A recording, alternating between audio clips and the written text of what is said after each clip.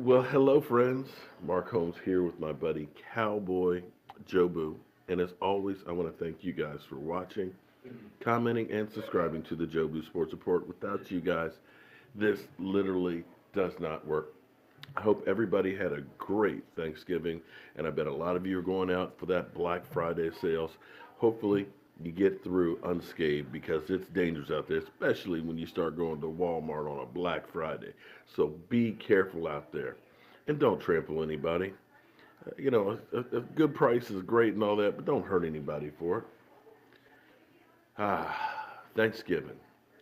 I love Thanksgiving. Opportunity to be with all the family and everything else, eat some great food, have some pie, realize things that you are thankful for. Man, and I've got a lot to be thankful for. I've got a great wife, wonderful kids, great family. I do things that I truly enjoy, building things, doing YouTube. I'm thankful for all of you guys that are out there.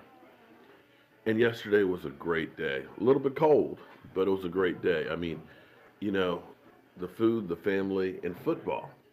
We saw the Chicago Bears um, end up taking care of the Lions. And, it's amazing because the Bears, nobody gave them a chance this year.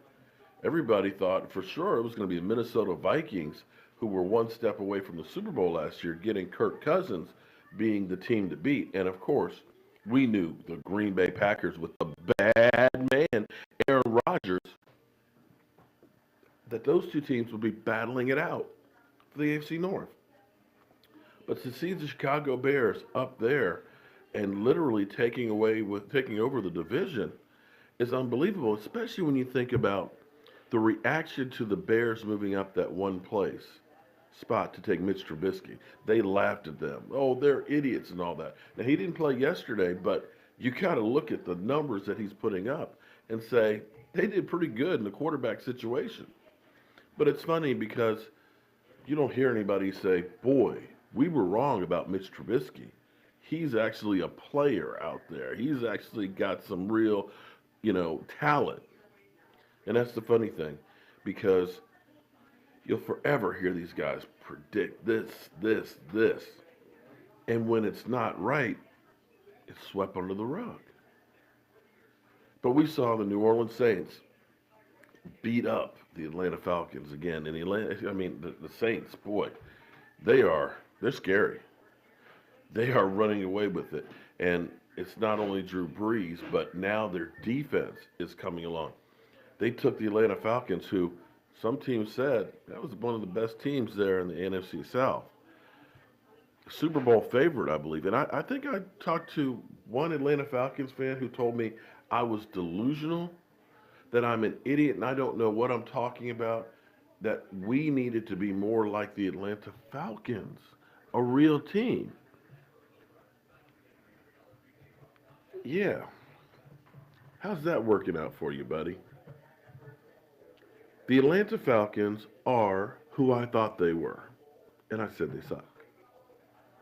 Let's see. What else? Yesterday. Oh!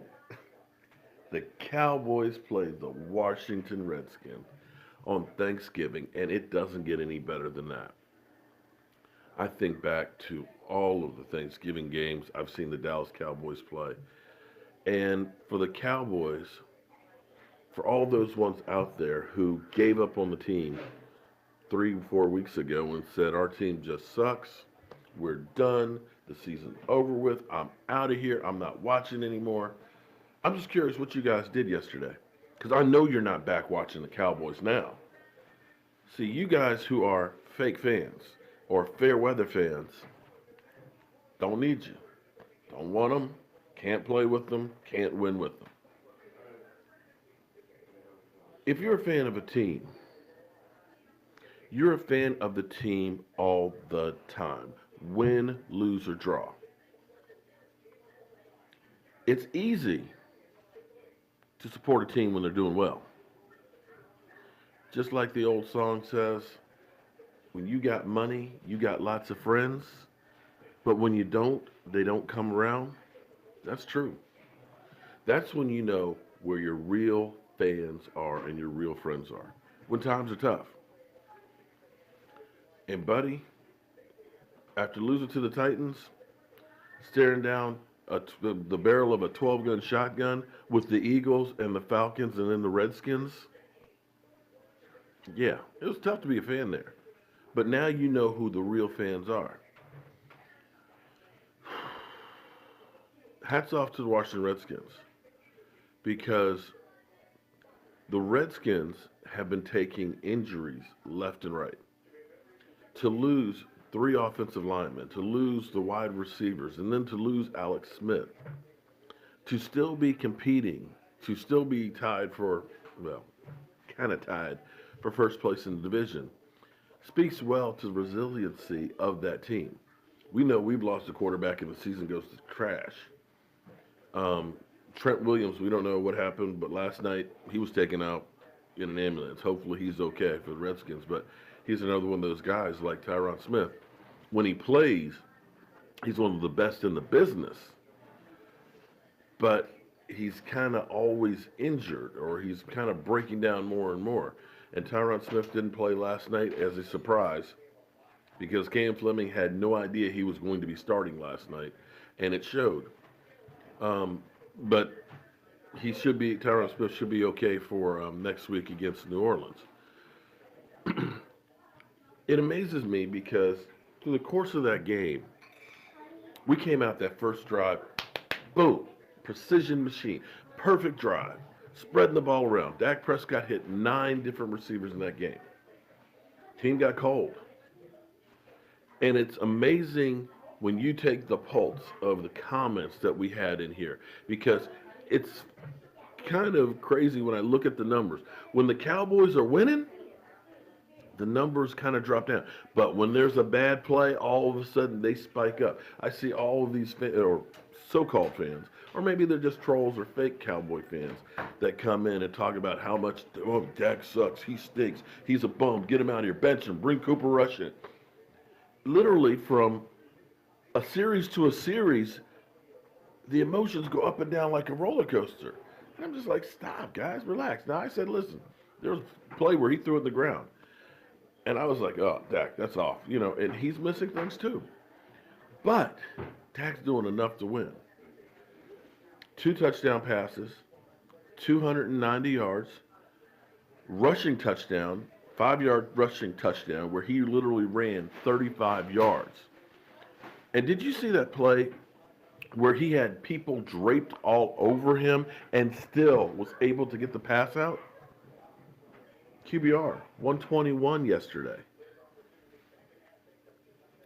And now you're getting Amari Cooper into the mix.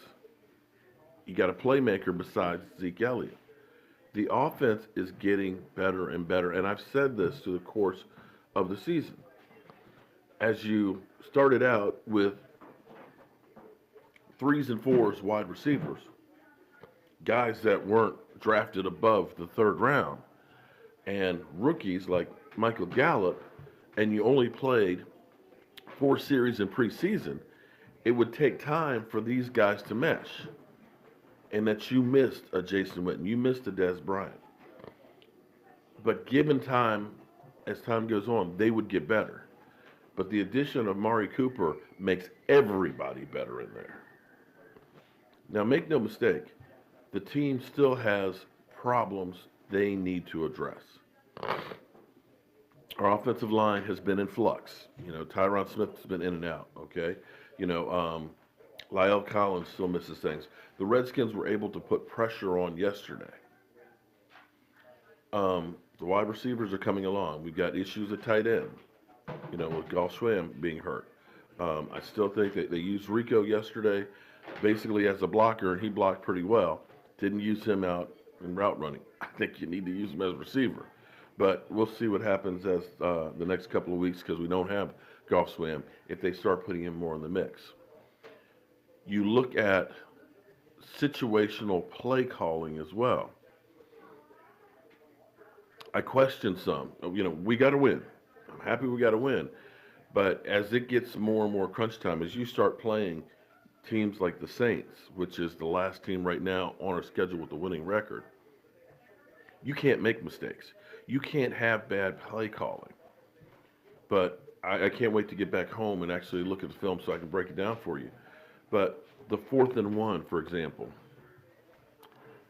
you need a quick hitting play. You cannot have, and this is what we did um, against the Redskins before. We ended up doing a draw when it was 3rd down and 1. And these plays take time to develop because, like the draw in the last time, your offensive lineman is setting up. He's okay. Let me try and show you here with my old knees. What you're doing is the offensive lineman is down, and what he's doing is he's trying to influence the play by setting up like it's a pass. And then he's actually going to go ahead and run block. The problem with that is it takes time to do that. You're standing up, and then you've got to try and dry block. Instead, what you do is you put all your weight forward, and you just hit the man in front of you. That way they can't penetrate. Well, 4th and 1, we end up bringing a man pulling from the back sides into the hole. Problem is, that guy's got to come from the other side of the field all the way over and get in front of Zeke. Problem is, the defense is basically firing into the gaps, and you can't get that yard, and we got stopped on that 4th down. Play calling. 2nd down and 9 on your 4-yard line. At this point, you've got to think situations. What I need to do is I don't need to go ahead and risk a pick 6 down here. I don't need to risk getting a penalty in the end zone and it being a safety. You've got to start thinking, I just need to get some positive yards so that way I can punt the ball away and let my defense. Let me live to fight another day. We did this against the Redskins the last time, and Dak ends up getting sacked, strip fumbled into the end zone. But here it was, we're in shotgun, empty backfield. There's not even an extra blocker in there for him. And fortunately, Dak was able to get that 1 yard and get it out of the end zone there to keep it from being a safety. And that's where you kind of say, what are you doing? All right, 1st and goal on the 4. 1st and goal on the 4. You got Zeke Elliott. You need to feed him. It's Thanksgiving. He's been running through the Redskins defense like crazy.